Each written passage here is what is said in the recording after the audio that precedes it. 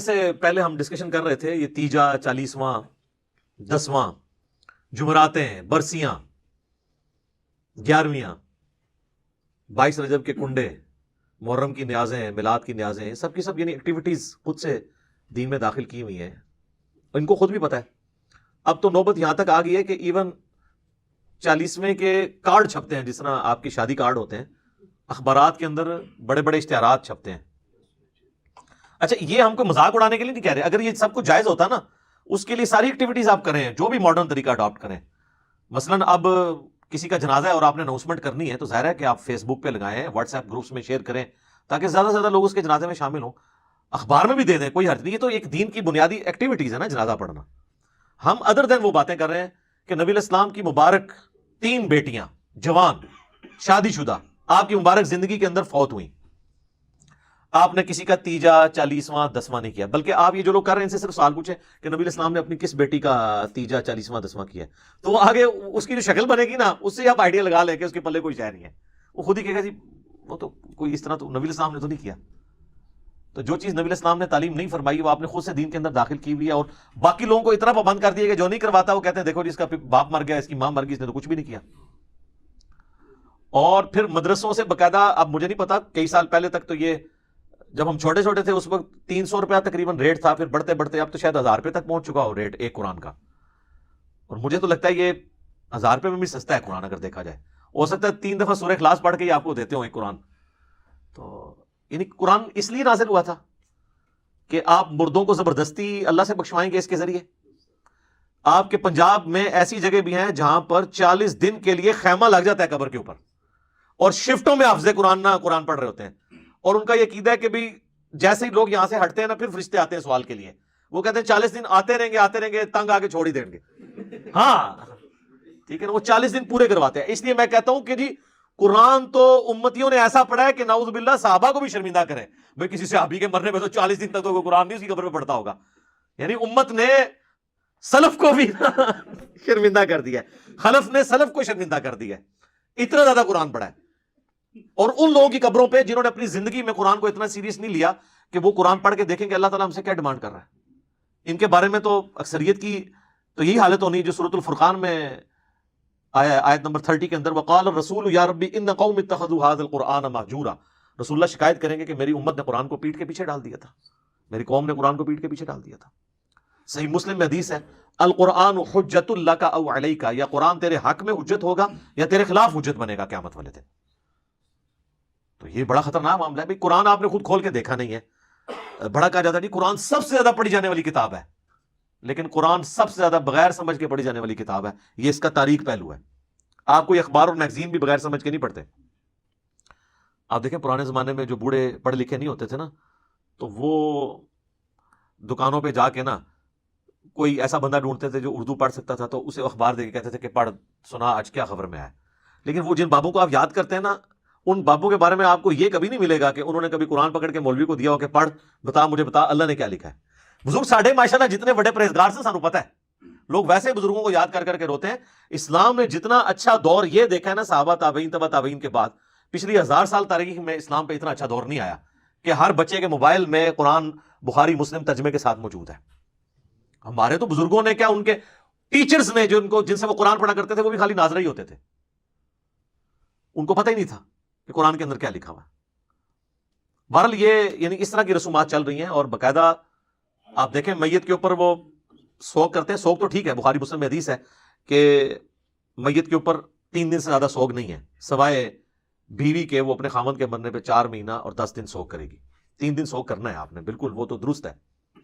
لیکن وہاں جا کے وہ پھر الفاتحہ کہتے ہیں، اور ایک دفعہ سورۃ الفاتحہ، پھر 3 دفعہ سورہ اخلاص پڑھ کے تو مردے کو وہ اصالہ ثواب کرتے ہیں. اور جتنی دفعہ کرتے ہیں وہ مطلب وہ کر کے کرتے ہیں. دعائیں مغفرت کریں آپ، میں نے دعائیں پہلے بتائی ہیں. اس طرح قرآن پڑھ کے بخشنا تو ثابت نہیں ہے. اور اولاد اگر خود پڑھ رہی ہے قرآن تو آٹومیٹکلی ثواب ملے گا. اولاد کو تو بخشنے کی ضرورت بھی نہیں، اور اس کے لیے ماں باپ کا مرنا بھی ضروری نہیں، زندگی میں بھی ان کو ثواب ملے گا. پھر وہ کلمہ بھی پڑھا جاتا ہے، کہتے ہیں 70,000 دفعہ کلمہ جس نے اپنی زندگی میں پڑھ لیا وہ بخشا گیا. اور کئی جو بوڑھیاں ہیں بوڑھے ہیں، انہوں نے اپنے لیے پڑھ کے رکھے ہوتے ہیں، اور ایکسٹرا پیکج بھی بنا کے رکھے ہوتے ہیں. انہوں نے اپنے کوئی قریبی فوت ہو جائے نا تو اس کو کہتے ہیں یار یہ میری طرف سے 70,000 دفعہ، مراد یہ کہ یہ لے جنت کا ٹکٹ. اور یہ بڑے بڑے ذمہ دار علماء نے یہ کام کیا. آپ فضائل اعمال ذرا کھول کے دیکھ لیں, اس کے اندر ایک واقعہ موجود ہے نبی الاسلام کی وفات سے آلموسٹ 650 سال کے بعد کا یہ واقعہ ہے, کیونکہ وہ شیخ قرطبی جو ہیں وہ ان کا ٹائم پیریڈ یہی بنتا ہے. وہ کہتے ہیں جی شیخ قرطبی کا بیان ہے, شیخ قرطبی کو بیچارے کو نہیں پتا ہوگا, اس کی طرف ایک منسوب ہے. شیخ زکریا کاندھلی فضائل اعمال میں لکھتے ہیں کہ انہوں نے نا وہ ایک ایسے نوجوان سے ملے کہ جسے کشف ہو جایا کرتا تھا کہ کون جنت میں ہے اور کون جہنم میں. اللہ اکبر. صحابہ کو نہیں ہوتا تھا, آپ حدیث سن چکے ہیں بخاری مسلم کی, کہ وہ نبی الاسلام کی برکت سے وہ جو 2 قبر والوں کے اوپر جو ٹہنی کی وجہ سے عذاب کی تخفیف ہوئی, صحابہ کو نہیں پتا چلا کہ اس کے اندر کیا ہو رہا ہے, حضور نہیں بتایا. بلکہ مسلم شریف میں تو الفاظ ہیں آگے کہ میں نے ارادہ کیا کہ میں اللہ سے دعا کروں کہ تمہیں عذاب قبر سنوا دے, لیکن پھر مجھے ڈر ہوا کہ تم اپنے مردوں کو دفنانا چھوڑ دو گے. تو صحابہ نے تو سنا بھی نہیں, دیکھنا تو بڑی دور کی بات ہے. بخاری اور مسلم دونوں میں حدیث ہے, ایک مدعم نامی غلام تھا حضور کا, جو آپ کی سواری کا کجاوا کسا کرتا تھا. غزوہ خیبر کے موقع پر ایک نامعلوم تیر لگا اور وہ شہید ہو گیا. صحابہ نے کہا یہ تو سیدھا جنتی ہے, حضور کا خدمت گزار ہے, ظاہر ہے جی ہم بھی ہوں تو یہی کہیں. آپ فرمایا تم جنت کی بشارت دے رہے ہو, اس نے مال غنیمت سے ایک چادر چوری کی تھی, اللہ نے مجھے دکھایا, وہ آگ کی بنا کے اس پہ ڈال دی گئی ہے. اب باقی اصحاب میں سے اگر کسی نے ایک رسی بھی چھوٹی سی یہ سمجھ کے اٹھائی کہ مال غنیمت میں اس کی کیا ویٹیج ہے اور گھر لے گیا تھا, فوراً گھروں کو بھاگے لا کے حضور کے پاس جمع کروائی کہ بھئی یہ آپ ہوتے تو آپ کہتے ہیں جو کچھ بھی ہے تیرے محبوب کی امت سے ہے.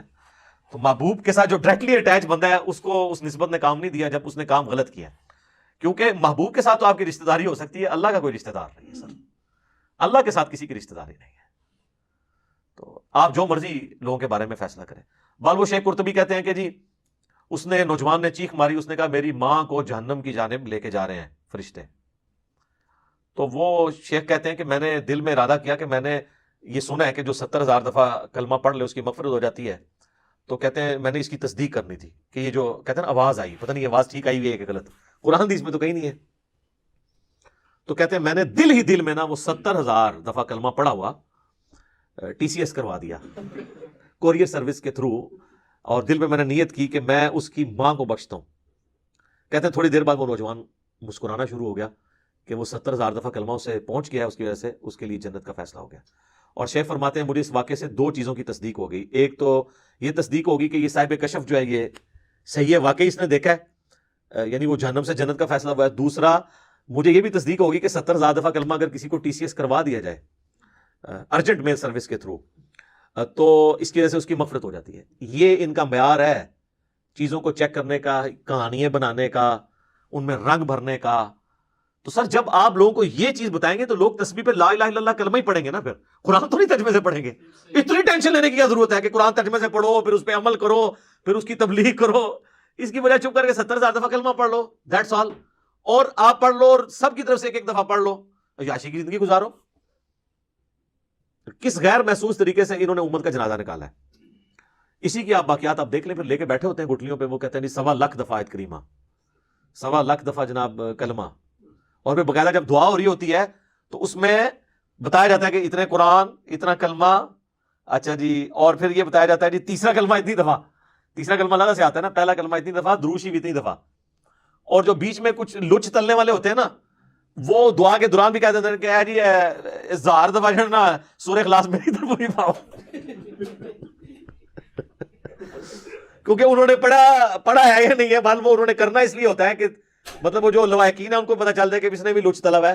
اور بعض اوقات تو پوری لسٹ بن کے آتی ہے نا, اس میں نام بھی پڑے جاتے ہیں کہ اس نے یہ کیا, اس نے یہ کیا, اس نے یہ کیا. تو اگر کسی کا نام سکپ ہو گیا تو وہ اس طریقے سے بھی اپنی انٹری لگواتا ہے. جو لوگ ظاہر ہے کہ جی بغیر وضو کے صرف رشتہ داری نبھانے کے لیے جنازے پڑھ دیں, ان سے آپ کچھ بھی ایکسپیکٹ کر سکتے ہیں.